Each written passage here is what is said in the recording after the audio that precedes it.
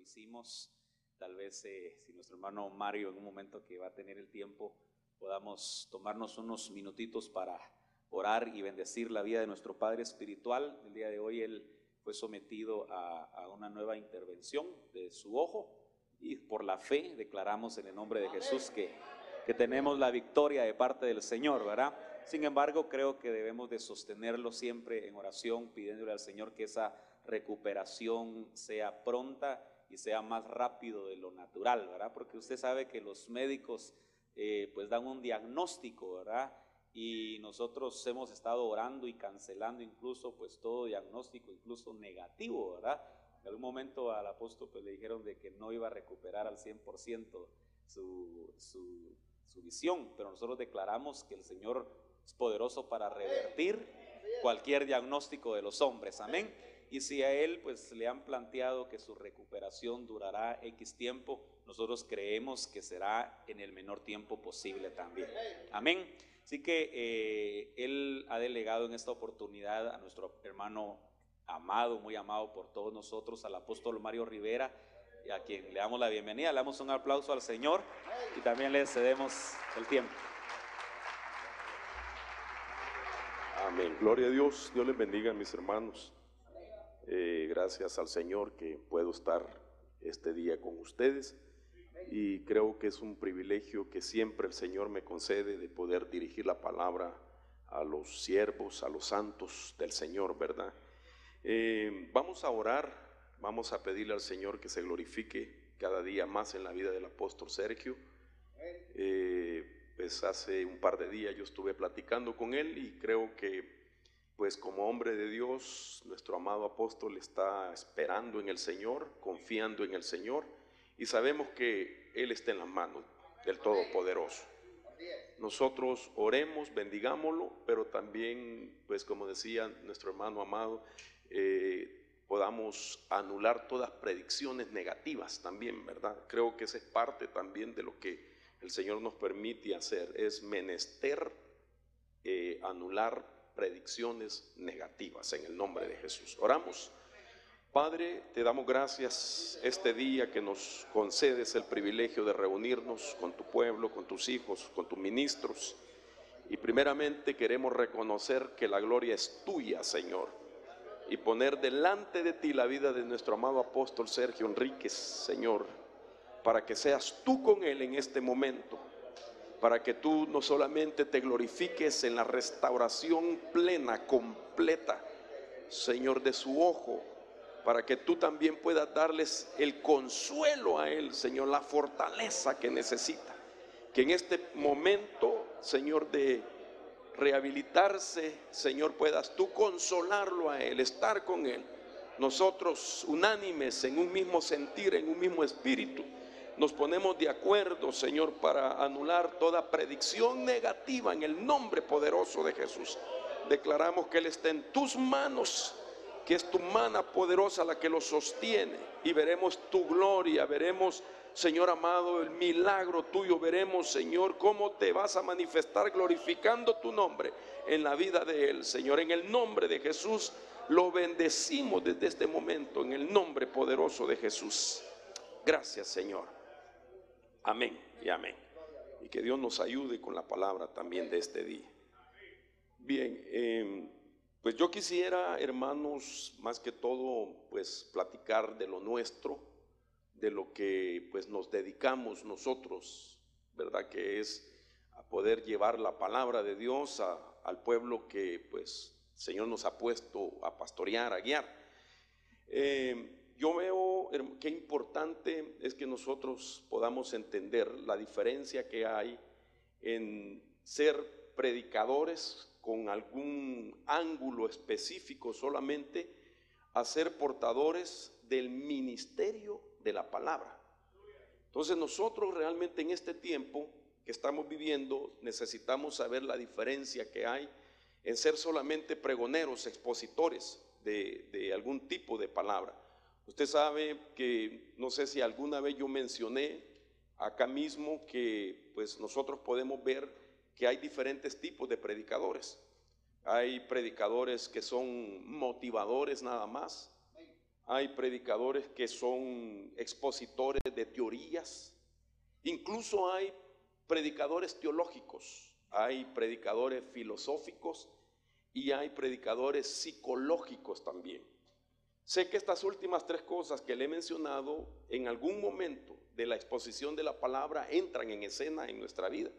Nosotros en algún momento tenemos que basarnos en el estilo del predicador teológico. Eso no lo podemos negar, ya que necesitamos una base bíblica de donde vamos a abrir el panorama de la revelación, de la exposición de la palabra.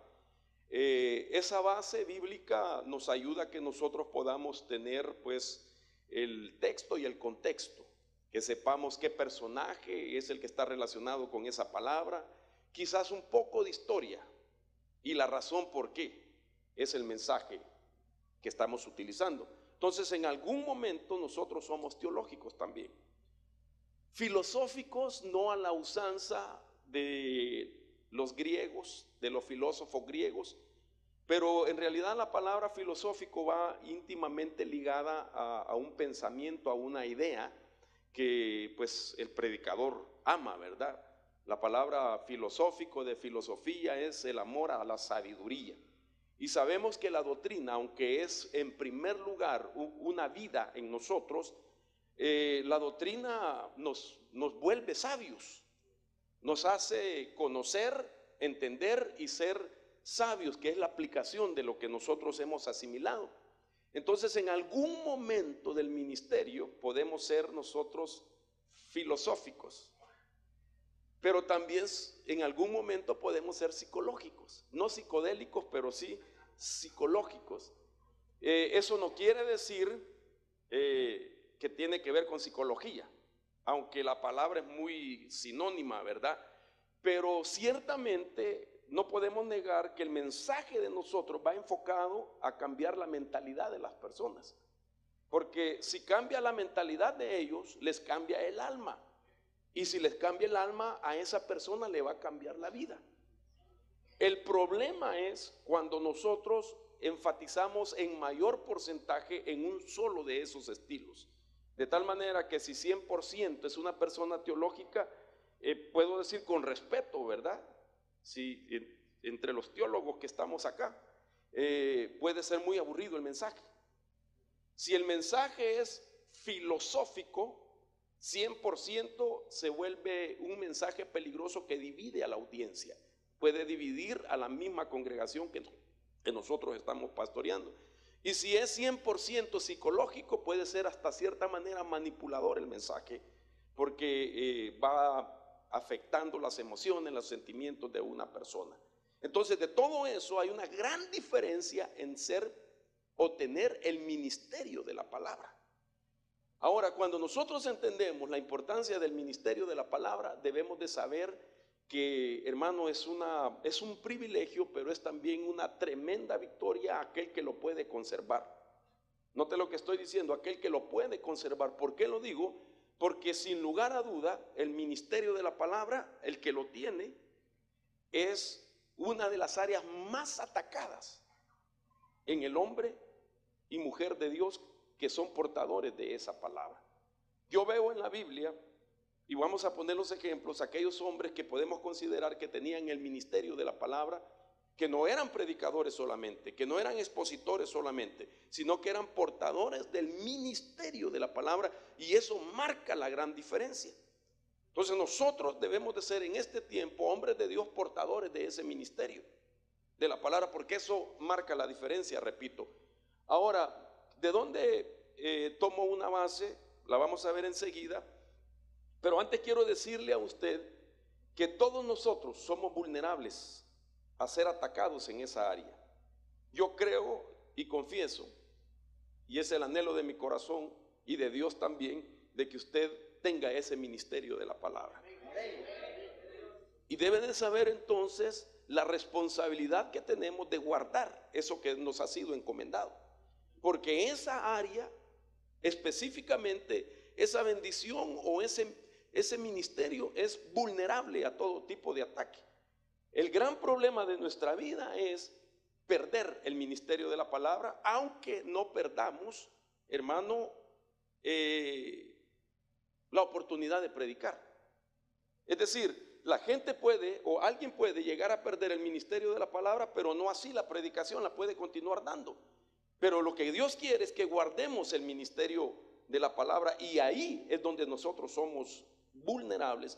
Entonces, cuando nosotros entendemos esa tremenda responsabilidad, debemos de saber que para poder contenernos o mantenerla, es necesario que nosotros aprendamos a descargarnos de todo peso, de toda contaminación, que nos guardemos de todo aquello que puede cargar nuestra alma, porque el alma es cuando se carga, es lo que puede afectar el ejercicio del ministerio de la palabra. Un buen mensaje se nos puede dañar cuando nosotros dejamos que nuestra alma sea afectada, y entonces el ministerio de la palabra ya no fluye, aunque esté predicando la persona. Ya no va a fluir la esencia de lo que contiene el ministerio de la palabra. Podemos seguir predicando, pero cuando se afecta eso, entonces, como quien dice, el conducto por donde va el fluir del ministerio de la palabra está bloqueado por nosotros mismos, por la condición de nuestra alma. De tal manera que aunque nosotros prediquemos, serán solamente palabras propias, suyas y mías, pero no así vendrán de parte de Dios, dando lugar al ciclo que tiene el ministerio de la palabra. Es un ciclo virtuoso que tiene ese ministerio, que tiene que ver primero con instrucción que recibimos nosotros de parte de Dios para poder dar, con inspiración y con revelación. Eso solamente está en el corazón de un hombre, en la boca de un hombre que tiene el ministerio de la palabra y que la guarda con responsabilidad. Es decir, la instrucción es Dios mismo instruyéndote para que puedas instruir a los que te escuchan. Es Dios mismo inspirándote para que tú puedas inspirar a los que te están escuchando. Dios mismo revelándote para dar esa revelación a los que te están escuchando. Ese es un ciclo virtuoso dentro del ministerio de la palabra. Y eso es la esencia que debe de mantener siempre el hombre de Dios cada vez que se sube al púlpito para bendecir al pueblo que le han dado a pastorear. Ahora mire esto, cuando eso no sucede, algo está pasando en su alma.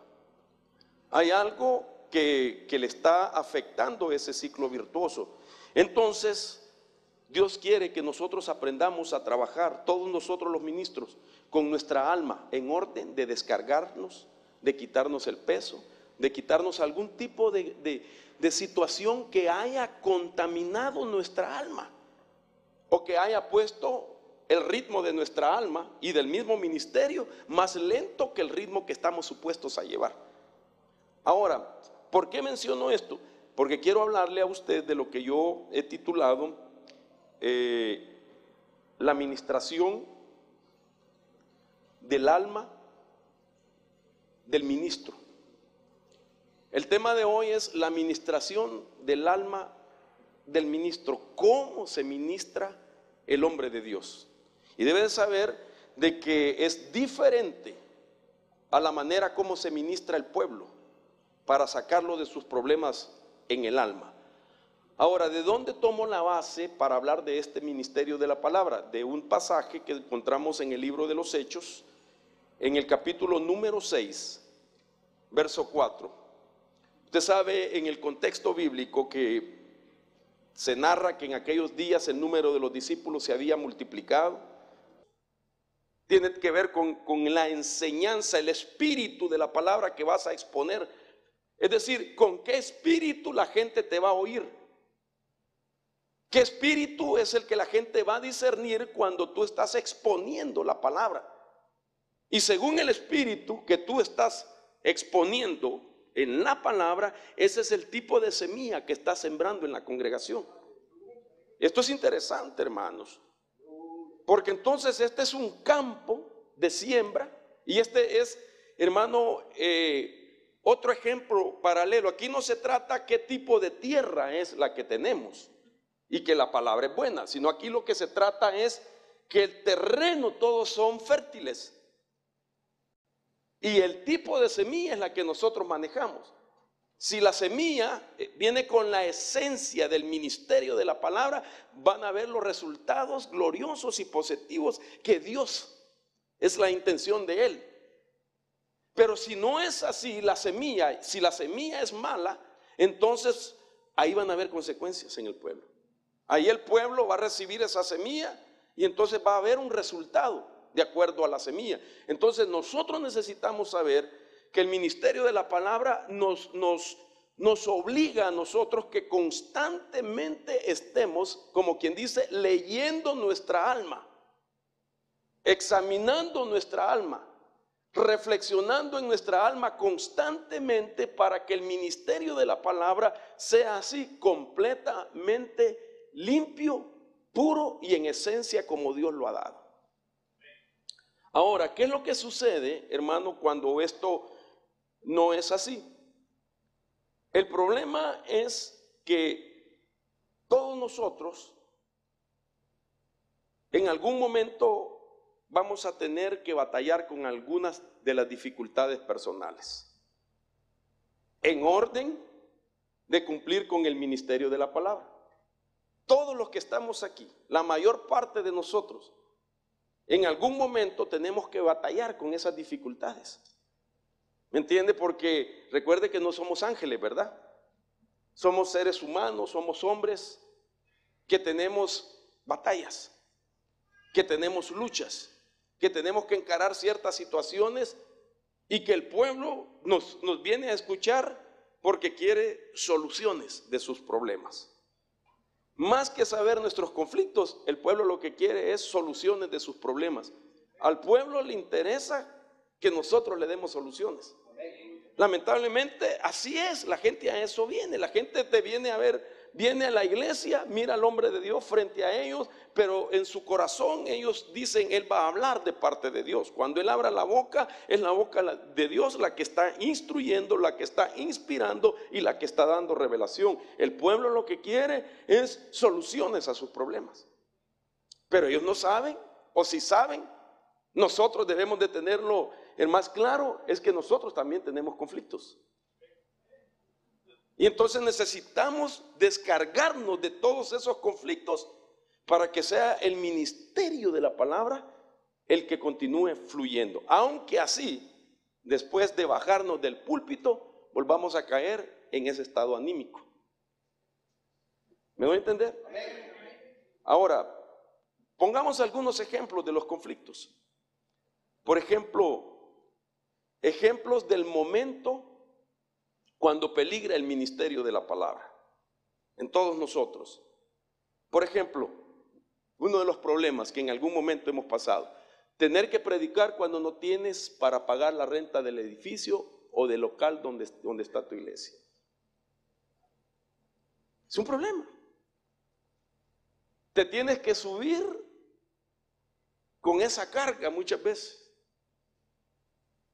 de que llegó el día de pago y no está completa la renta, o que tiene varios días o semanas retrasados con el pago de la renta. Ese es un problema que puede afectar el ministerio de la palabra. Entonces nosotros tenemos que saber cuáles son los conflictos, las dificultades que tenemos. ¿Quién no ha pasado por eso, hermano? Ah, qué bendición es cuando siempre hay. No hay ningún problema. Pero te toca subir y decirle a la gente que el Señor es proveedor de ellos. Te toca subir y decirle a la gente que el Señor siempre llega a tiempo. Te toca subir y decirle a la gente de que Él nos va a sacar adelante, que Dios nos ha llamado. Eso es lo que nos toca. Otro ejemplo, valga la redundancia de este ejemplo, ¿verdad? Tener que predicar cuando se fue la mitad de la iglesia. Qué tremendo, ¿verdad? La gente viene a querer oír al pastor qué está pensando, qué va a decir, que divulgue quién estaba detrás de la división, quiénes se fueron. Y a veces te toca tragarte esa palabra. y saber que tu responsabilidad y la mía es que fluya el ministerio de la palabra. Saber que los que están ahí van a ser bendecidos y que a ti te toca repartir la bendición ese día. Ahora solo con la mitad de la iglesia. No es fácil. Es difícil, hermano. Ahora, todo esto que le estoy enseñando ha atacado el alma del pastor. Sus emociones han sido atacadas. Sus sentimientos han sido atacados. Sus pensamientos han sido bombardeados. Sus ideas, los planes, todo lo que tenía ha sido, hermano, conmovido. Pero la responsabilidad de nosotros es seguir guardando ese ministerio de la palabra, que es ministerio, ayudar, dirigir, ministrar. Palabra, voz, discurso, conceptos, dichos e ideas. Tenemos que seguirlo trasladando. Ahora, otro ejemplo, tener que predicar cuando la esposa del pastor ya no quiere apoyar a su esposa. Gracias a Dios aquí no hay ni una, ¿verdad? Pero sí es la verdad. Es decir, en algunos casos.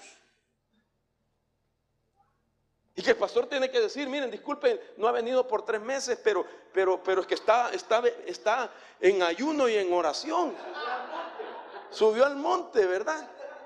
Y tal vez ella no quiere venir. ¿Cómo hacemos? Pero tú tienes que predicar.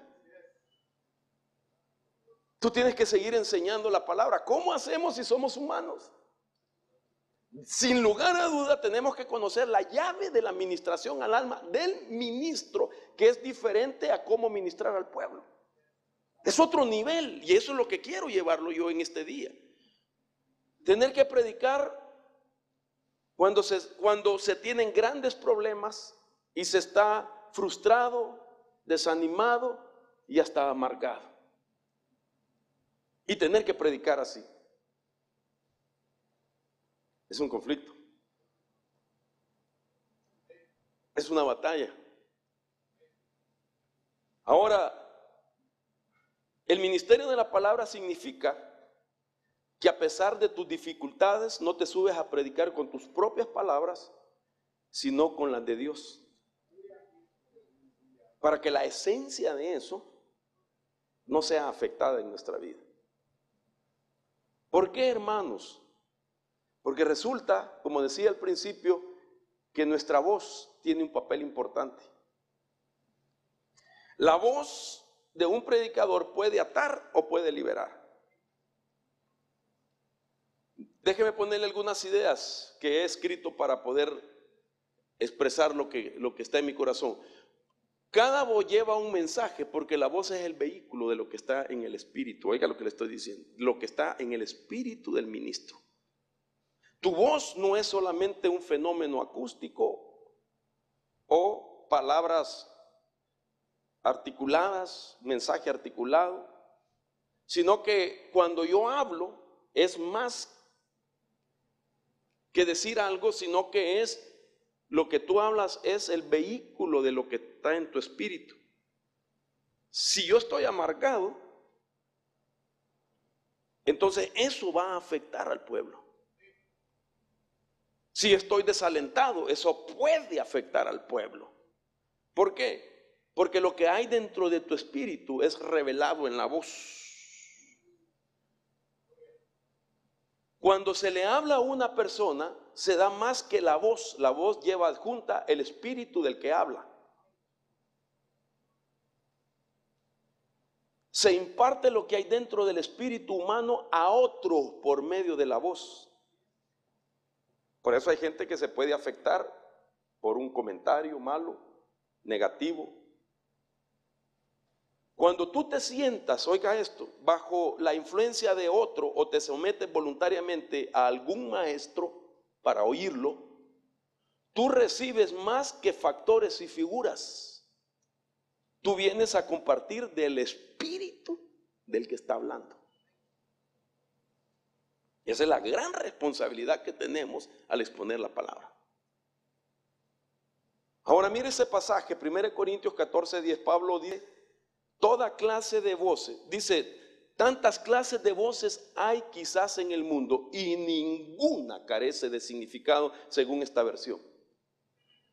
Entonces la voz no es solamente palabras, sino que la voz del que habla está sembrando de lo que hay en su espíritu. ¿No cree que es por eso es interesante saber la diferencia entre el ministerio de la palabra? De saber qué responsabilidad, además de ser un privilegio, qué responsabilidad tenemos de ser los portadores de esa palabra de Dios. Y esto es lo que Dios quiere que nosotros cuidemos. Entonces, ¿cómo hago yo para cuidarla? Es entendiendo la esfera almática de cada uno de nosotros. Entonces, cuando hablo de la esfera almática, no estoy hablando en primer lugar de carnalidad, sino que la palabra esfera almática significa todo esto. Por ejemplo, nuestras emociones, nuestra mente, nuestros pensamientos, nuestras memorias, nuestra voluntad y nuestros deseos. Todo esto es la esfera almática.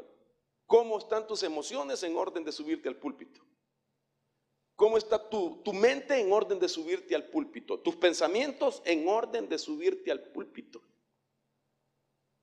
Entonces, esto es importante porque debemos de saber cómo descargarnos de todo esto antes de subirnos al púlpito.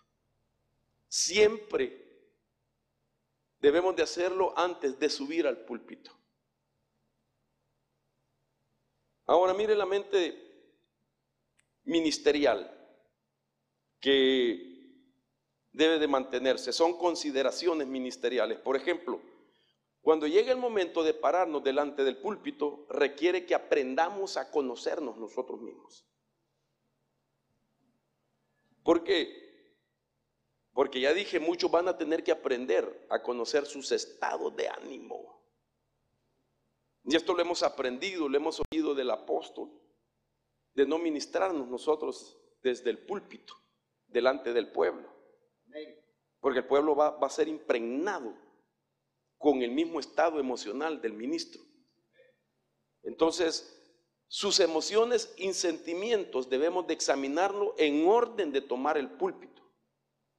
Qué responsabilidad, hermano. Temblar cada vez que vamos a recibir el privilegio.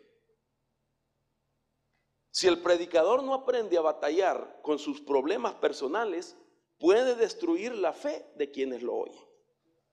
Esto es verdad. Y esta es la recomendación apostólica. Esta idea la tomo de un pasaje bíblico. Pablo apóstol instruyendo a su hijo Timoteo. El pensamiento que si no aprendemos a batallar con los problemas personales, podemos destruir la fe del pueblo. Miren la base bíblica, 1 Timoteo 4:16. Voy a ir rápido porque lo quiero llevar al punto central de esto.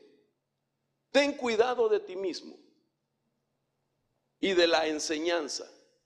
Persevera en estas cosas porque haciéndolo asegurarás la salvación tanto para ti mismo como para los que te escuchan. En otras palabras, cuidándote a ti mismo, cuidas a los que te escuchan. Ten cuidado de ti mismo, dice, de tu estado emocional,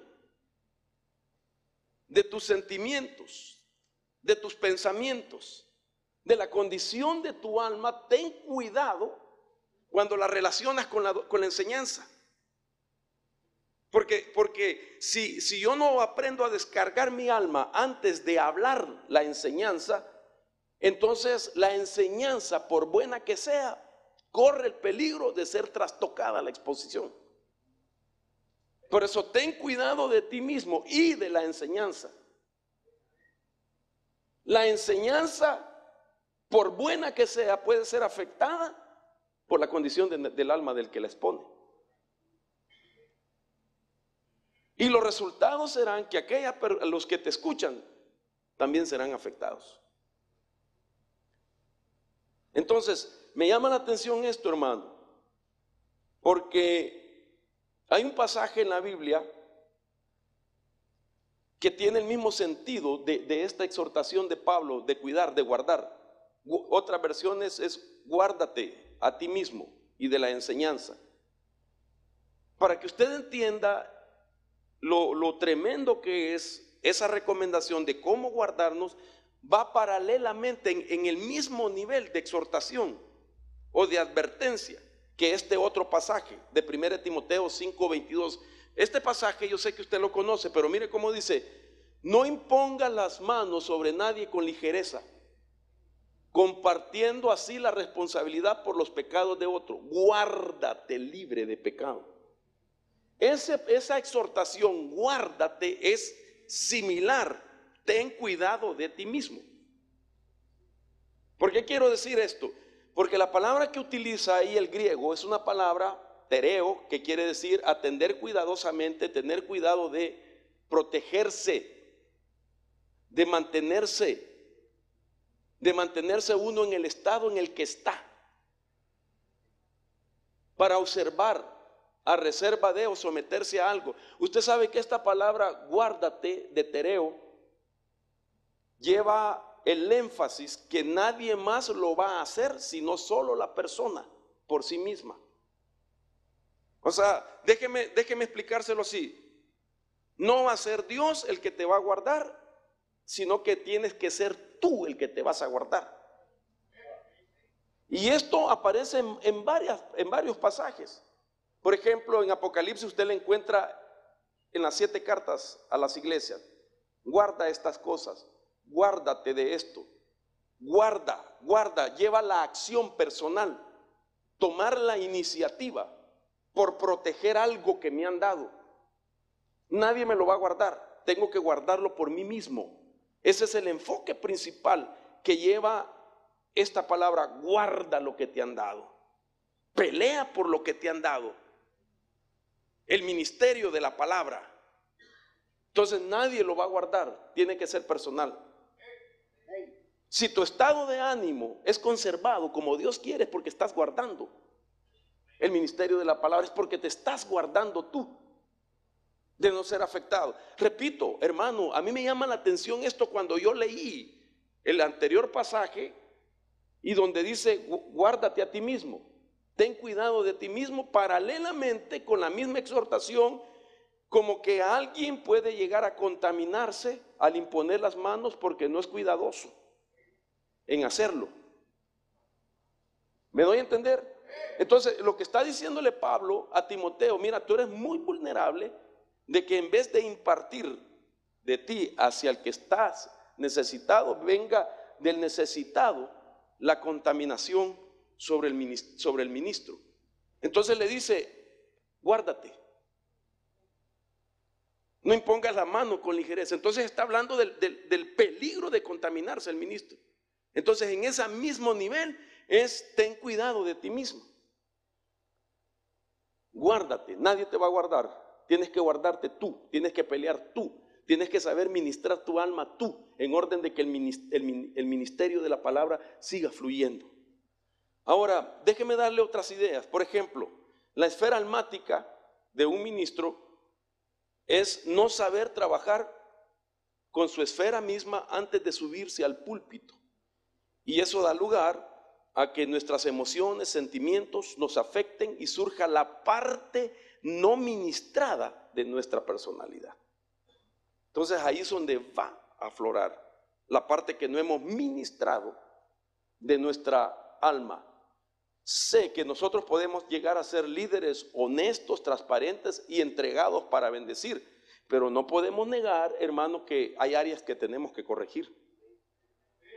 Que hay áreas, hermano, que forman la parte difícil de nuestra personalidad, la parte difícil en nuestra vida, que es la parte que nosotros necesitamos conquistarla. Porque las áreas no tratadas, entonces podemos ver algunas cosas. Mire, cuando el alma del ministro no se ministra, valga la redundancia, entonces la esfera almática no tratada tiene impulsos negativos para la predicación de la palabra o motivaciones equivocadas. La condición almática puede ir desde ser extremadamente suave o extremadamente duro. Eso pueden ser ángulos. Condiciones en el alma que pueden lisiar a los que escuchan. O las condiciones almáticas vienen a ser el potencial negativo del liderazgo. Potencial negativo del liderazgo cuando el alma no está ministrada personalmente. Ahora déjeme darle algunos ejemplos de hombres de Dios que encuentro en la Biblia con temor y temblor, y tomando como base que Corintios dice que estas cosas quedaron escritas como una enseñanza para nosotros, para quienes ha llegado el fin de los siglos. Entonces hay ministerios que voy a utilizar como hombres de Dios que en su momento tuvieron el ministerio de la palabra, pero que el no saber ministrar su alma les llevó a poner en riesgo y algunos a perder ese ministerio, aunque no dejaron de predicar. Entonces, quiero hablar del primero. Ese primer hombre se supone, según, hermanos, los cálculos más conservadores que se han hecho, dicen que lideró 3 millones de personas. Se puede imaginar 3 millones de personas, y me refiero a Moisés. Sin embargo, Moisés es el ministro sujeto a las erupciones emocionales. Era como un volcán él en sus emociones, pero estaba al frente de 3 millones de personas. O sea, qué ventaja la que nos llevaba, ¿verdad? Ahora, lo impresionante de esto, yo le voy a poner las bases bíblicas porque no, ustedes las leen en su casa despacio para no empalagarlo de tanta base bíblica, pero desde Éxodo capítulo 18, verso 13 hasta el 16 y el 18, nos deja ver en parte qué fue lo que a Moisés lo hizo que tuviera esas erupciones emocionales. La Biblia dice en esos pasajes que Moisés durante 12 horas por día atendía y escuchaba los problemas del pueblo. 12 horas diarias. La Biblia dice, y aconteció que el día siguiente Moisés se sentó a juzgar al pueblo, y el pueblo estuvo delante de Moisés desde la mañana hasta el atardecer. Eso implica 12 horas escuchando problemas del pueblo. Ahora alguien dirá, pero que no era su trabajo eso, pero miren hacia dónde lo llevó. Entonces, la esencia del ministerio de la palabra comenzó a ser bombardeada por la problemática de aquel pueblo que él estaba dirigiendo. Si él era un hombre que juzgaba todas las situaciones de ese pueblo, hermano, esto no lo podemos negar nosotros, y esto es de lo que tenemos que cuidarnos. Nosotros nos podemos prejuiciar al estar oyendo muchos conflictos. Sin lugar a duda, hermano, nuestra alma es como una esponja que absorbe. Y entonces, ahora entendamos por qué razón, en un momento determinado, él llama al pueblo, a todo el pueblo que él pastoreaba, él les dice rebeldes. Se estaba prejuiciado. Él conocía las rebeliones en casa, él conocía las rebeliones entre uno y otro, él sabía la problemática de él. Entre más nos conservamos puros nosotros y nuestra mente, hermanos, centrada en la palabra, el fluir de nosotros va a ser diferente a que uno conozca toda la problemática y predique del problema. Ese es el gran conflicto. Entonces, dice la Escritura que el suegro de Moisés, que era un sacerdote, cuando vio que Moisés atendía a la gente 12 horas diarias escuchando los problemas, dice que su propio suegro le dijo: vas a desfallecer. Y no solamente tú, sino que también el pueblo que está contigo. Eso dice la Biblia en el versículo 18. Vas a desfallecer, le dijo. Al estar oyendo, ¿por qué? Porque se está cargando. Se está poniendo cargas sobre su vida. Su alma la está cargando. Y ahora, ¿cómo opera eso? Bueno, cuando oímos mucho conflicto y nos centramos tanto en oír los conflictos, lo primero que pensamos, tanta palabra que les he dado. ¿Cómo no van a tener palabras si no vienen a los discipulados matrimoniales? Eso es lo que pensamos. Tanto congreso de liberación para que se liberen y todo el sacrificio que yo hago. Ahora miren el montón de problemas que tienen. Entonces se prejuicia. No agradecen. Entonces a Moisés le pasó esto. Se cargó con 12 horas oyendo problemas. Déjeme hacer un paréntesis. El psicólogo buscando a otro psicólogo que lo ayudara, porque está cargado de oír los problemas. Hermano amado, nosotros no vamos a poder ayudar a la gente si nosotros no estamos libres de cargas en nuestra alma. Nosotros tenemos que ser el canal por donde Dios quiere fluir y dar la respuesta. Pero el bloqueo que va a encontrar la esencia del ministerio de la palabra es cómo está la condición de nuestra alma. Ahora mire lo que hizo Moisés. Entonces, uno de los arrebatos públicos de Moisés dio lugar a que no entrara con vida a la tierra prometida. ¿Dónde está todo esto? En Números capítulo 20, verso 7. Mire lo que le dijo el Señor. Voy a leer el pasaje.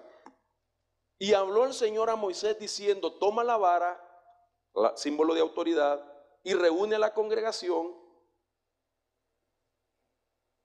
Tú y tu hermano Aarón, hablad a la peña a la vista de ellos. Palabra, logos. Para que la peña dé el agua. Usa el ministerio de la palabra para que surjan las soluciones de los problemas que tiene el pueblo. Y dice la escritura: así sacarás para ellos agua de la peña, y beban la congregación y sus animales. Tomó Moisés la vara de la presencia del Señor, tal como él se lo había ordenado. Y Moisés y Aarón reunieron al pueblo ante la peña, y él les dijo: oíd ahora, rebeldes.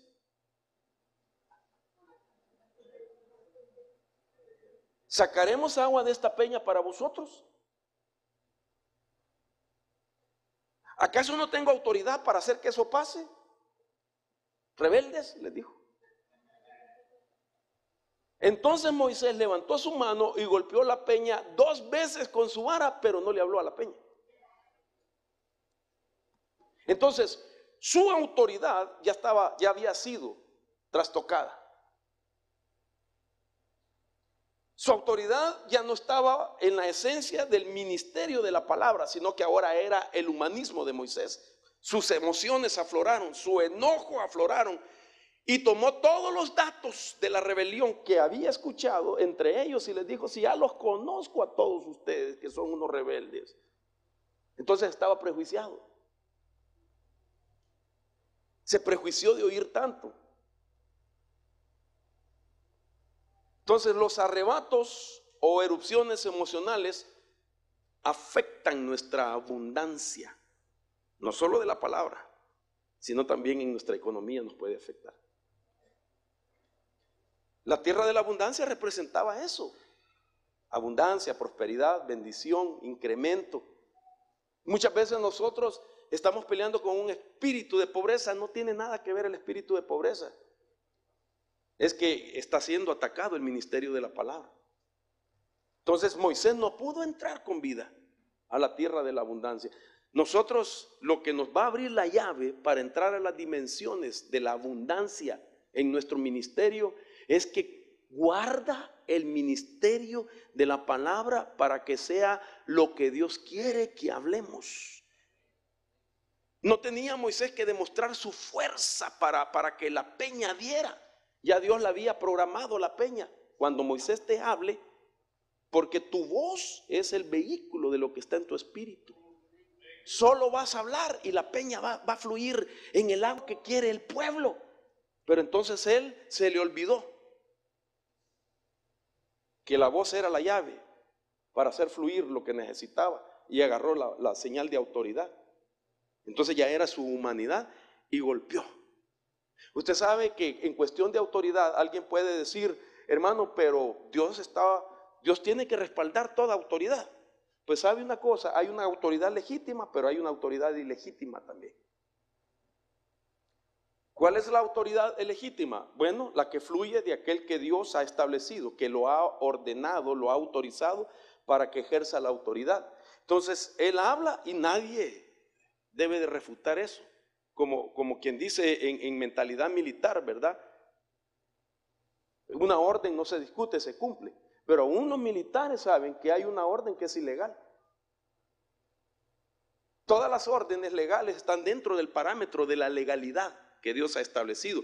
Pero una orden ilegal, por ejemplo, si un militar le dice a alguien, quiero que vayas a matar a fulano de tal, ¿a qué le tiene que decir? Ok, mi general, o lo que sea, deme una orden escrita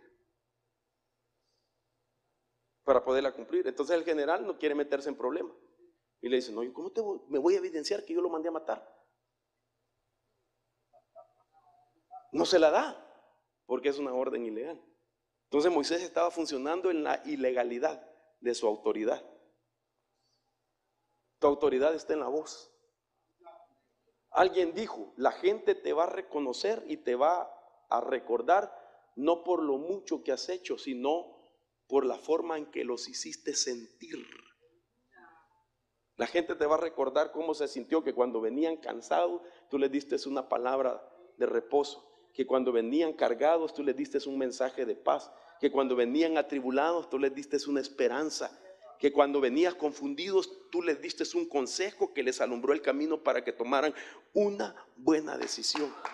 De eso va a recordar. Dele palmas al Señor de la gloria. Entonces mire esto, afecta que entremos a la faceta de la abundancia ministerial, económica, etc. Usted sabe que yo pues enseño guerra espiritual y pues le entramos al espíritu de pobreza para desarraigarlo y todo, pero el Señor me dijo, sí, pero ahora no es de espíritu de pobreza, es de saber usar la llave para entrar a la dimensión de la abundancia. Y eso tiene que ver cómo estás ministrando el privilegio de la palabra. Entonces, este es un ejemplo. Moisés, veamos otro. El siguiente que vamos a ver es otro ministro que en la Biblia lo vemos que representa al ministerio artificial. Y este ministerio, con temor y temblor, es aquel que su énfasis es llegar a ser un ministro famoso y grandioso. Y el ejemplo es Salomón, Eclesiastés capítulo 2. Todo lo que hizo Salomón es impresionante. Usted lee todo lo que dice Eclesiastés capítulo 2, desde el verso 4, dice él mismo, escribe, engrandecí mis obras, me edifiqué casas, planté viñas para mí, me hice jardines y huertos, planté en ellos toda clase de árboles frutales, me hice estanques de agua para regar el bosque con árboles en pleno crecimiento. Compré esclavos y esclavas, tuve esclavos nacidos en casa, tuve también, habla de todas sus grandezas. Ahora, aquí hay algo interesante, porque cuando nuestra meta es ser famosos y grandiosos, entonces ya no es el ministerio de la palabra el que nos está inspirando. Ahora, ¿por qué Salomón hizo estas cosas? Salomón tenía que batallar con el éxito de su padre. David había sido un rey conquistador, exitoso, valiente, que había levantado en alto el nombre de Jehová. David había hecho que los pueblos paganos se conmovieran, temblaran, cuando el ejército de Israel hacía los avances de conquista. Y Salomón recibe un reino sin tener la experiencia que tenía su padre. Y entonces ahora él tiene que batallar con el éxito de su padre y tiene que demostrar, según la mentalidad de este ministerio, que él puede hacer más que su propio padre. Otros tratan de competir con otro ministerio. Y entonces su motivación del ministerio ya no es el ministerio de la palabra, sino que competir con otro que está famoso y que está grandioso en la ciudad o en el mismo país. Mire, hermano, tú te has de haber dado cuenta, Lico, ahorita en Estados Unidos se está pasando un programa que se llama The Preacher. Qué terrible, hermano. Lo han visto algunos de ustedes, ¿verdad? Donde se están entrevistando los pastores de las megas iglesias en Estados Unidos. Y el enfoque es que ellos demuestren el capital económico que tienen. Entrevistan a ministros con iglesias de 22,000, de 20,000 personas, de 30,000, de 50,000. Y lo primero que les están diciendo, ¿dónde compras tu ropa? No, la mando a hacer. O sea que no la compra en el Target. ¿Dónde compras tus zapatos? No las compro en Payless, los mando a hacer. Sus carros, Ferrari, Lamborghini, carros de 300,000, Rolex, de 150,000, de 200,000 dólares, aviones privados, mansiones. Y entonces, según esos predicadores, ellos están demostrando de que Dios es bueno y los ha prosperado. Amén, Dios prospera. Pero el enfoque de ellos es demostrar que Dios los ha llamado por la prosperidad supuesta que tienen. Ahora, esto pasó también con Salomón. Entonces, Salomón era un ministro que su enfoque era llegar a ser famoso y grandioso. En la Biblia nosotros encontramos que nunca antes se había oído en Israel cosas grandes como las que Salomón hizo. Ahora, lo que me llama la atención, que cuando uno, su motivación o su alma se siente amenazada por otro ministerio, o se siente mal porque aquella iglesia está creciendo y la mía no, y aquí sí hay doctrina, aquí sí hay enseñanza, ¿cómo es posible que aquella que no tiene doctrina ni enseñanza, sino que al payasito no sé qué es el que llevan, cómo es que les crece la iglesia y a nosotros no? ¿Me doy a entender? Entonces pues, si mi motivación es solamente ganarle al vecino y menospreciar así el ministerio bendito y glorioso de la palabra, ¿me doy a entender? Entonces cambió la esencia de ese ministerio y hay una motivación equivocada en mi vida. Y toda motivación equivocada de fama y de grandeza se autodestruye por sí misma si no es Dios el que te engrandece y el que te prospera. Yo creo en la prosperidad. Y yo sé, hermano, que nosotros nos cubre un ministro que Dios nos ha mostrado que Dios lo ha llamado y lo tiene en el lugar donde está. Sabemos que es Dios que está con él, pero usted no me dejará mentir. Nunca ha escuchado usted al apóstol Sergio hablar de grandezas y de famas. Yo sé, usted lo sabe mejor. Si usted aquí es de casa, yo lo oigo a él. Nunca, hermano, a mí me sorprende eso. Nunca está en competencia. Descentraliza la iglesia. No quiere que sea su nombre el que tome fama. Si a él lo conocen hasta en el infierno, hermano. En los cielos el Padre lo conoce, le ha dado la autoridad, le ha dado el poder. ¿Quién no lo conoce? En la esfera espiritual. Pero cuando somos nosotros, corremos el peligro de autodestruirnos a nosotros mismos. Usted sabe que el enfoque de Salomón, esa grandeza y esa fama, hizo que violara las 3 prohibiciones de los reyes. Todos los reyes podían hacer muchas cosas, pero tenían 3 prohibiciones que no podían hacerlas. Y Salomón lo hizo. Déjeme ponerle la base bíblica. Deuteronomio capítulo 17, verso 15. Y estas prohibiciones Dios las puso para cuidar el ego del ministro, para que su ego no se afectara, es decir, que no creciera un ego. Mire lo que le dice. El contexto dice, versículo 15 dice: ciertamente pondrás sobre ti al rey que el Señor tu Dios escoja, a uno entre tus hermanos pondrás por rey sobre ti, no pondrás sobre ti a un extranjero que no sea hermano tuyo. Pero entonces le dice, mire lo que le dice al rey que ponen: además él no tendrá muchos caballos, ni hará que el pueblo vuelva a Egipto para tener muchos caballos, pues el Señor te ha dicho, jamás volveréis por ese camino. Oh, caballos. Y de Egipto especialmente. Ahora, usted encuentra en varios pasajes de la Biblia, en Proverbios, en el libro de los Salmos, que Dios no se agrada con la fuerza del caballo. Amén. Porque el caballo representa fuerza humana, ya no fuerza del espíritu en el ministro. Y entonces, lo que hace el ministro lo hace la iglesia.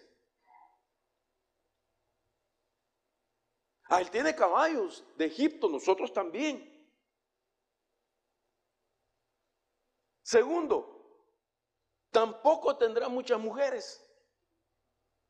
Y Salomón lo hizo. No sea que tu corazón se desvíe, tampoco tendrá grandes cantidades de plata u oro. Y Salomón lo hizo. Y dice la Biblia, y sucederá, mire lo que la orden para el rey, que cuando él se siente sobre el trono de su reino, escribirá para sí una copia de esta ley en un libro en presencia de los sacerdotes levitas. ¿Sabe cuál era la orden? Cada vez que se siente en el trono, tiene que escribir la plana: 3 cosas que no puedo hacer, ministrando su alma. Pero Salomón lo hizo.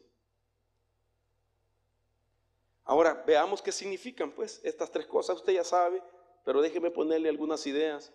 Por ejemplo, no tendrá muchos caballos, no confiar en su propia fuerza, ni en la fuerza del mundo. El humanismo. No debería tener muchas esposas, figura de las cosas que desvían el corazón del ministro. No debería de incrementar la plata, el oro para sí mismo. No inviertas en la bolsa de valores.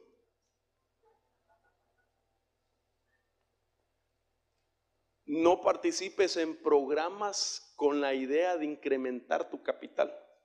Mire, hermano, le voy a decir algo con temor y temblor y respeto al apóstol. Yo le pregunté por esto recientemente, porque no quería venir a hablar algo que estuviera fuera de lo que se ha enseñado. Y yo le escribí al apóstol Sergio y le dije: apóstol, ¿puede un ministro invertir en la bolsa de valores o en algún plan para incrementar su capital? ¿Y qué cree que me mandó a decir? Tremendo mensaje doctrinal que me mandó, hermano. Me habló del sembrador, del atrio, me habló del que corre, lugar santo, y me habló del soldado, lugar santísimo. Y entonces, ¿por qué le pregunté esto? Porque yo quería tener tranquilidad para exponer eso. Ahora, ¿por qué le digo esto? Porque esa es la corriente que se anda moviendo en muchos lugares. Lo que tienes lo puedes incrementar. Compra valores en el pollo loco, le dicen a uno allá en Estados Unidos. Verá cómo se vende ese pollo por ser loco. La gente lo compra, hermano. Ese es una cadena de restaurantes que se está yendo para arriba. Las acciones han subido 60%. Y la gente, hermano, está invirtiendo. Y ha llegado la oferta a los ministerios. Hermano, tu Dios es poderoso para bendecirte y prosperarte. Y Él no necesita ninguna bolsa de valores. Y Él es el dueño del oro y de la plata. Entonces, mire la recomendación que le dieron a Moisés, a Salomón, y él, las 3 prohibiciones, él las hizo. Había perdido el ministerio de la palabra. Fíjese, le voy a contar. Ahí había un ministro que llegó exactamente en el mismo tiempo que yo llegué a Oregón. Y empezó a crecer como no se imagina. Quizás en un promedio de tiempo de unos 8 años, él publicaba en su página que cubría aproximadamente unas 1200 iglesias. Yo dije, ni mi apóstol, que en ese tiempo el apóstol se manejaba 700 iglesias y aquel 1300 iglesias cubría. Empezó a crecer su iglesia y empezó a darse a conocer. Acaba de comprar un lugar de retiro en tal lugar, acaba de comprar una casa no sé de cuántos millones de dólares, y empezaron a perseguirlo los medios de comunicación. Se hizo famoso, hermano, y los dos comenzamos juntos y mi alma fue bombardeada. Señor, pero si este no predica lo que yo predico, este ni echa fuera demonios como yo los he hecho. Que aquí hay algo malo, estoy malo yo, ¿qué es lo que estoy haciendo mal? Y él se metió pues a hablar de la doctrina de los 12, el mensaje de la teoría de la prosperidad, y hermano, y creció aquello. Mira, hermano, en un día de servicio, cuando él estaba predicando, la mitad de la congregación se paró a quererlo linchar porque había violado 10 mujeres en la congregación. 10 mujeres. Y entonces lo quisieron linchar. Y eso fue un bombazo. Se salió en los noticieros allá cuando miran la caída de un ministro. Hermano, hasta piñata revientan, hermano. Tan caro que es la televisión local, ya no se diga nacional, y lo sacaban en todos los noticieros a toda hora, porque ese era un escándalo el que había pasado. Ahora, ¿qué lo llevó a él a esa autodestrucción? La fama y el enfoque de hacer cosas grandiosas. Y lo metieron a la cárcel y lo deportaron. Él no puede entrar nunca a Estados Unidos, ni puede ejercer el ministerio pastoral en Estados Unidos. Y aquello se hizo pedazo. El grupo de hermanos que se han quedado todavía, hermanos, saliendo a flote, los hermanitos, son bien pocos en comparación lo que él manejaba en números. Porque entonces perdió el enfoque del ministerio, de la palabra, y se enfocó en otras cosas. Llevo 67 minutos, ¿cuánto tiempo hay? Y todavía no he llegado ni a la administración del alma, hermano. Saúl, otro ministro, desconfiado. Todo líder desconfiado cae en la cadena de líderes que se han destruido a sí mismos. Esto es tremendo también. Hermano, a mí lo que me llama la atención que Saúl tenía todas las características para ser un ministro exitoso. Era equipado para el éxito. Lo estoy tomando de 1 Samuel 9:2 y 10:6. Dotado, designado por Dios. Dios mismo lo mudó, su corazón lo mudó en otro hombre para que cumpliera con su ministerio. Dice la Biblia en el contexto de este pasaje, dice que le cambió su corazón, le dio un corazón nuevo a Saúl. Y ahora, pero era un hombre que batallaba mucho con la desconfianza. Ahora, ¿qué es lo que sucede cuando nosotros nos volvemos desconfiados de todo, hermano? Entonces hay algunos peligros que quiero explicarle. Por ejemplo, la desconfianza tiene que ver con la inseguridad. Y la inseguridad desarrolla la relación del enfrentamiento siempre. La inseguridad me hace enfrentarme siempre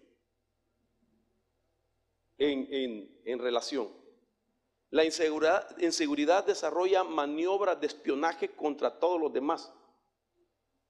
Delega, mira, quiero que te acerques a aquel hermanito y oírlo, ¿viste? Levanta movimientos secretos dentro de la iglesia. Detectives, gente clandestina. Eso es lo que hace la desconfianza.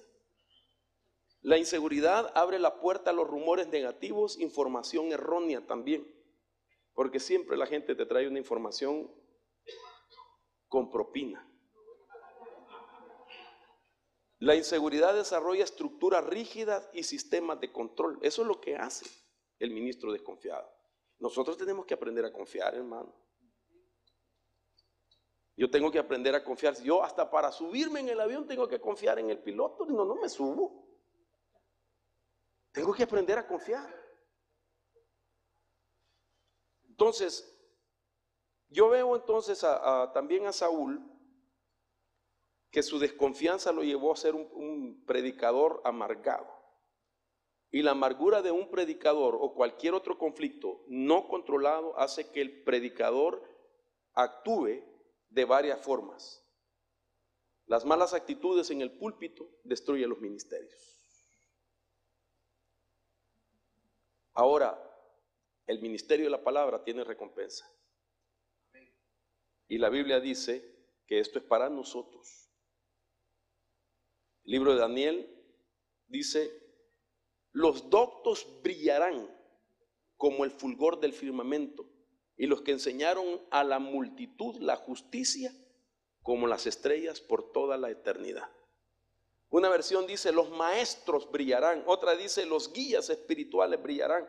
Otra dice: los sabios brillarán con el esplendor.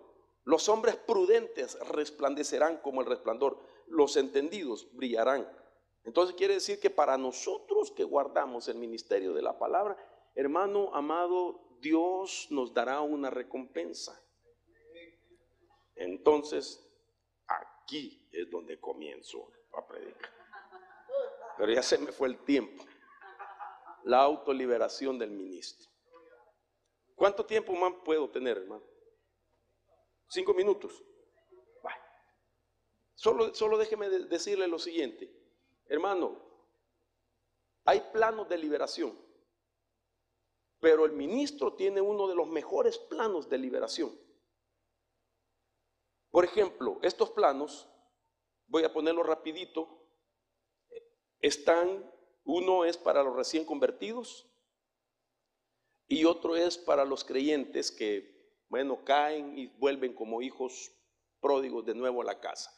Note usted, en el primer plano de liberación para recién convertido, siempre la orden es: Jesús dice, desátenlo y déjenlo ir. Entonces, ¿quiénes son los que reciben la orden? Nosotros. Nosotros somos los que vamos a desatar y dejar ir. Luego, los creyentes, cuando caen y vuelven como pródigos, Lucas 15:21, igual manera, en la parábola del hijo pródigo, fue el padre el que dijo a sus siervos: tráiganle la mejor ropa, vestirlo y poner un anillo en su mano y sandalia en los pies. ¿A quiénes le dio la orden? A los siervos. Entonces, en esos planos, nosotros somos los que liberamos a los recién convertidos y a los que han caído. Pero en el plano de la liberación ministerial, esto es lo glorioso. Es una entidad de la jerarquía arcangeliología, mejor dicho, la que libera al ministro.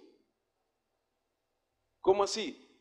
Dentro de esa jerarquía de ángeles puede ser un arcángel el que libera al ministro, así como Josué, el sumo sacerdote, o un serafín como Isaías, o un ángel como Jacob. Ahora, ¿qué quiero decirle con esto? La autoliberación no es para toda la gente, es solo para los ministros. O sea, una oveja no intente autoliberarse porque no se va a liberar. Un anciano no intente autoliberarse porque usted tiene un pastor que lo cubre. Yo sé que tenemos también un apóstol que nos cubre, pero pensemos que estamos a punto de subir al púlpito. Y ahí no está el pastor, ahí no está el apóstol físicamente. Imagínense su servidor, que soy bombardeado en mi alma también. Estuviera aquí todos los fines de semana buscando al apóstol Sergio. Hermano, aquí vengo para que me libere. Vengo a ministrar mi alma. Entonces yo tengo que aprender que hay una autoliberación por el grado que he alcanzado ministerialmente, en orden de cuidar el ministerio de la palabra que me ha sido entregada. Y en esa autoliberación entran en escena estas entidades, cualquiera que sea. Yo veo, por ejemplo, como dije a Isaías, un serafín liberándolo. Al sumo sacerdote Josué, el ángel del Señor dice que estaba con él. Miren lo que dice la Biblia, Zacarías 3:7. Esto dice el Señor Todopoderoso: si sigues mis caminos y guardas mis mandamientos, tú gobernarás mi casa, le dijeron al sumo sacerdote. Serás guardián de mis atrios y te haré llegar al rango de estos que están aquí. Ahí no eran siervos físicos, porque cuando Zacarías narra que al sumo sacerdote Josué, a un lado estaba Satanás para acusarlo y al otro estaba el ángel del Señor. Y dice que el ángel del Señor dio la orden y dijo: traigan vestidura limpia, pónganle una nueva mitra, revístanlo de nuevo. Hermano, note usted, a nosotros dice Cristo: desátenlo y dejen ir a los Lázaros. El Padre dice, cuando vienen los pródigos, a los siervos dijo: traigan una vestidura, traigan sandalias, traigan un anillo y hagamos fiesta. El Padre le dice a nosotros, a los siervos. Pero en el ministerio es entidades las que entran en escena, por tal de que mantengamos el ministerio de la palabra, pero se activan en la responsabilidad que tú guardas antes de subir al púlpito a entregar la palabra. ¿Cuántos minutos o pies o metros de distancia habrá entre la silla donde estás esperando el momento para tomar el micrófono y comenzar a hablar? Y en ese lapso de tiempo o de distancia, en metros o pies, es donde puede entrar la intervención de entidades a revestirte, a quitarte la vestidura, lo sucio, y ponerte algo nuevo. Y poder decirle a Satanás: ¿acaso no es este un tizón arrebatado del infierno? Y entonces dice que cuando Josué es, hermano, revestido, la orden es: si tú te guardas, si sigues mis caminos y guardas mis mandamientos, tú gobernarás mi casa, la iglesia, serás guardián de mis atrios y te haré llegar al rango de estos que están aquí. ¿Quiénes eran los que estaban ahí? O sea, ahí el ángel del Señor dijo: tráiganle vestidura limpia, pónganle una mitra limpia. ¿A quién les dijo? A entidades angelicales. Antes de subir, Dios te puede meter en una atmósfera donde Dios te autoministra, o es decir, tú te autoministras y viene la liberación toda poderosa, donde son entidades angelicales las que te revisten, te cambian y hacen cosas maravillosas. La siguiente versión me llama: esto dice el Señor Todopoderoso: anda por mis caminos y cumple todos los deberes que te he encomendado. Si lo haces así, quedarás encargado de mi templo, cuidarás de él y de sus atrios, y yo te daré un puesto entre estos ángeles que están a mi servicio. Oiga esto, ¿hacia dónde nos? Dele palmas al Señor. Ok, le voy a enseñar esto. No vengo a, Dios me libre, no intento presumir con nada, pero quiero decirle que Josué era un sumo sacerdote y lo pusieron a cuidar atrios, a cuidar el templo, a gobernar. El sumo sacerdote Josué figura de nosotros los ministros, que antes de tomar el púlpito, cuando nos autoministramos y autoliberamos, entidades vienen y hacen un cambio en nosotros para que podamos subir. Ahora mire lo que le ponen a todo sacerdote. Por ejemplo, todo sacerdote, un pectoral. Para sacar esto tuve que usar gematría bíblica. Entonces, el pectoral, su valor numérico es 429 más 358 más 2 igual a 789. 789 es el mismo valor numérico de la palabra persiguiendo la justicia. Note usted, el pectoral era para evitar la distorsión de la justicia y no caer en injusticia. El pectoral era para el sacerdote como la fuente de su justicia dada por Dios. El pectoral era para combatir y pelear contra la injusticia. Eso es lo nuevo que recibimos. No participar en la injusticia, sino que perseguir la justicia de Dios. El efod, su valor numérico en gematría es 91. 91 es el valor numérico de la palabra amén. El efod era la vestidura que iba debajo del pectoral y representaba la verdadera fe de la adoración al único Dios. El efod era para el sacerdote lo que lo libraba de la idolatría a otros dioses, pero también nos ayuda para combatir y pelear contra la egolatría, contra la egolatría. Déjeme regresar. Entonces, para eso era el efod. Su valor numérico significa eso. El manto, su valor numérico en gematría es 150.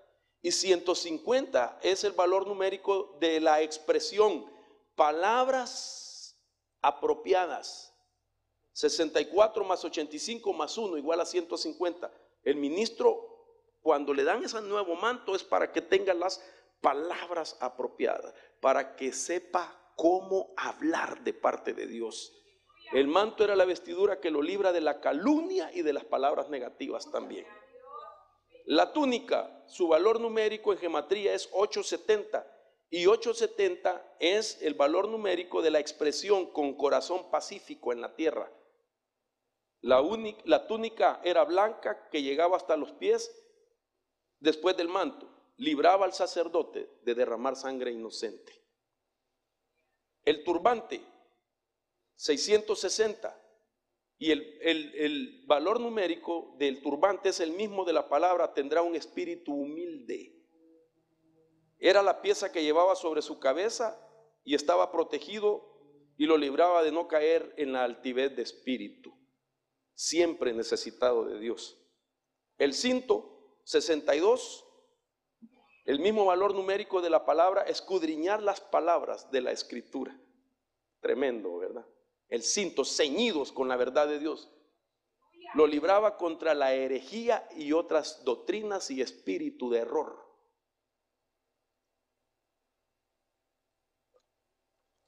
La diadema, su valor numérico 191 y es el mismo valor de las palabras en honor a Dios y a todas las personas. Entonces, ¿qué le servía esta diadema? Lo libraba del descaro y de la deshonra y lo hacía fluir en la cultura de honra, porque Dios honra a los que le honran. Y por último, los calzoncillos. La palabra, el valor numérico de los calzoncillos es 220 y es el mismo valor de la palabra pureza, sexual. Los calzoncillos era la pieza que le recordaba que tenía que guardarse de la inmoralidad sexual y de todo pecado sexual. Esto se recibe cuando te cambian la vestidura. Y te lo hacen minutos antes de subirte al púlpito, en orden de que tú fluyas en el ministerio de la palabra. Que no subas cargado, enojado por una mala noticia, un problema, conflictos en tu alma, situaciones con tu familia, situaciones con tus hijos, problemas económicos, problemas con alguien del pueblo. Sino que pararte ahí es un privilegio que hay que cuidarlo, hermanos. Consérvate puro. Y el ciclo virtuoso del ministerio de la palabra será instrucción para ti, inspiración para ti y revelación para ti. Póngase de pie, vamos a orar. Dale palmas al Señor. Que Dios nos ayude, hermanos. Dios este día estuvo ministrando aún en el tiempo de los dones. y estaba hablando a nuestro corazón. Yo creo que este es un momento para que nosotros podamos experimentar eso, una administración a nuestra alma. Que Dios quite cargas, desánimos, depresiones, temores, hermano. Aquellas cosas que han cargado tu alma como ministro y has sentido muchas veces como que el fluir de esa palabra se ha estorbado. Confía en Dios. Siempre estás ministrando al pueblo, siempre estás dando una palabra, pero hoy nos toca a nosotros. Hoy nos toca a nosotros. Aquí no se trata hoy de echar fuera espíritus inmundos y demonios. Aquí se trata de descargarnos, de despojarnos. Aquí se trata de renunciar a aquello que posiblemente haya intentado intoxicar nuestra alma. ¿Quiere venir usted aquí al frente para orar? Los ministros de Dios, ven, derrama tu corazón, hermano. Y catarrama mamá y catarrabaso. Y ramamá y carabaso coturramanda ramakira. Ven, ven, ven, ven, ven. Que tus emociones sean restauradas hoy. Si lo que has visto estos últimos días ha sido como una tormenta sobre tu vida, que has reciado, que has sentido, hermano, que te has tambaleado y en silencio has gemido, que no has querido buscar a nadie, porque ciertamente, pastor, ministro de Dios, no puedes ir a buscar a un anciano para que te ministre. No puedes, no debes. A veces nuestras esposas, que son las que llevan también la carga en el ministerio, no pueden ir a una anciana, no deben. Pero este es su momento para despojarse también. En el nombre de Jesús, te va a tocar perdonar si es necesario al que atentó contra el ministerio de la palabra que te han entregado. En el nombre de Jesús, vamos, en el nombre de Jesús, este es el momento de Dios para nosotros. Oh Señor, vengo reconociendo, dilo, vengo reconociendo. Si estás turbado, ahí donde estás, deja que las huestes angelicales se acerquen a ti. Pero tienes que reconocer qué es lo que ha cargado tu vida, tu alma. Señor, mi alma tiembla. Me siento débil, Señor. Oh Dios, porque son muchos los que se han levantado contra mí, pero en ti he confiado, porque tú me has llamado, Señor, y yo hoy he aprendido que debo de guardar el ministerio de la palabra. Ahora yo renuncio a todo aquello que ha estado tratando de estorbar. Renuncio al desánimo, renuncio a la depresión, renuncio a la frustración, dilo. Renuncio al estrés.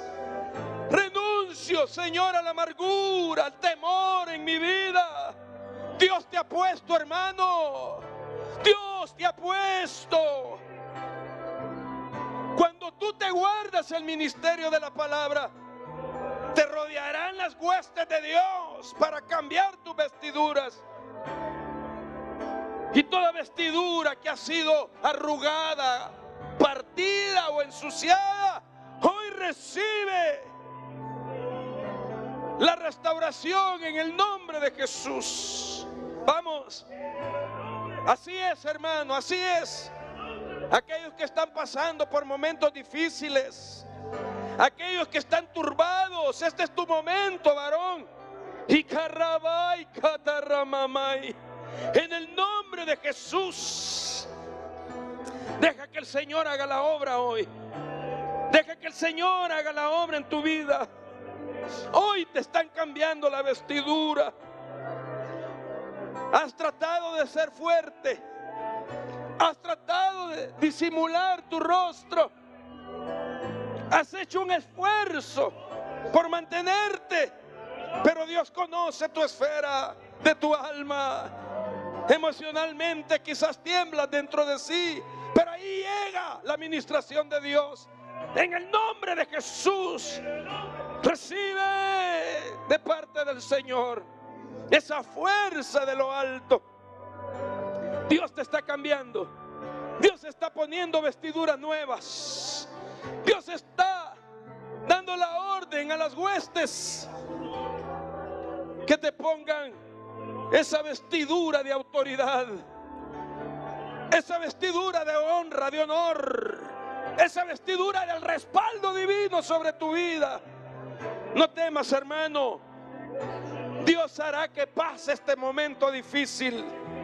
No temas, hermano, que vas a salir adelante. No temas, confía en el Señor. Hay muchos ministros que Dios me muestra que por la magnitud de sus conflictos emocionales han recurrido aún a antidepresivos porque están desesperados. Dios me muestra incluso que algunos han recurrido a la bebida tratando. Pero Dios no quiere que ese sean tus recursos, ni la bebida, ni los antidepresivos. Que venga el poder de Dios sobre tu vida. Seas libre, seas libre. En el nombre de Jesús te vas a levantar, hermano. Te vas a levantar, mujer de Dios. Vas a volver a ser como aquellos mejores momentos de tu vida. La instrucción divina fluirá en ti.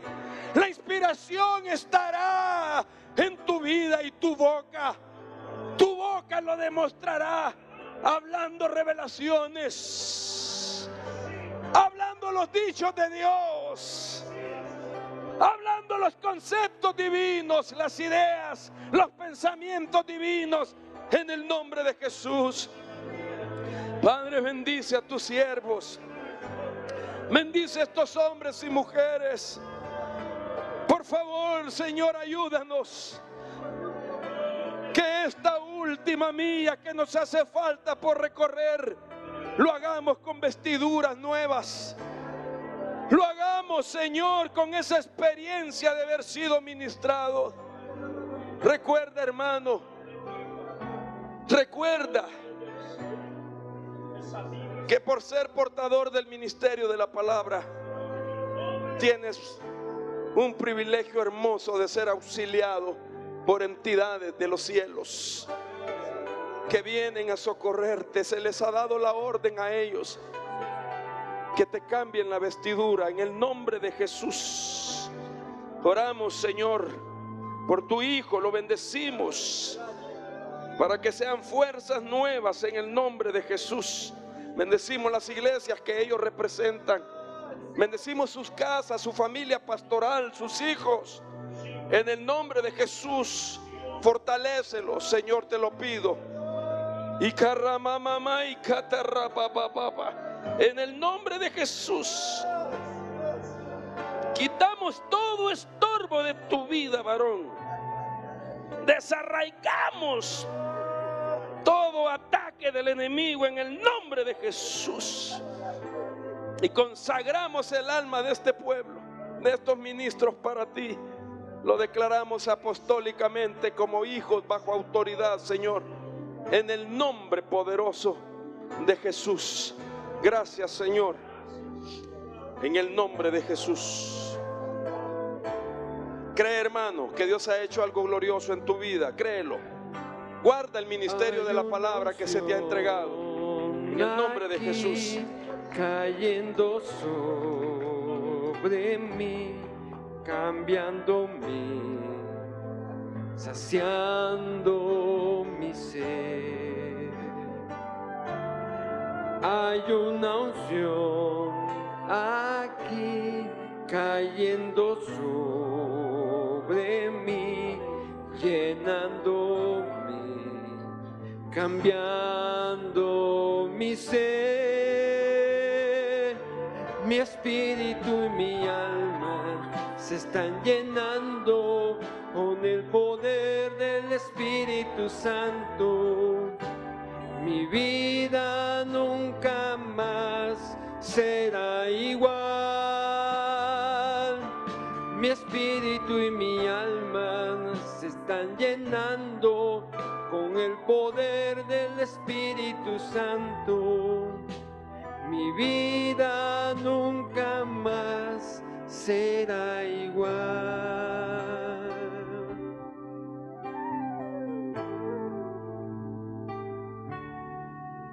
Gloria a Dios.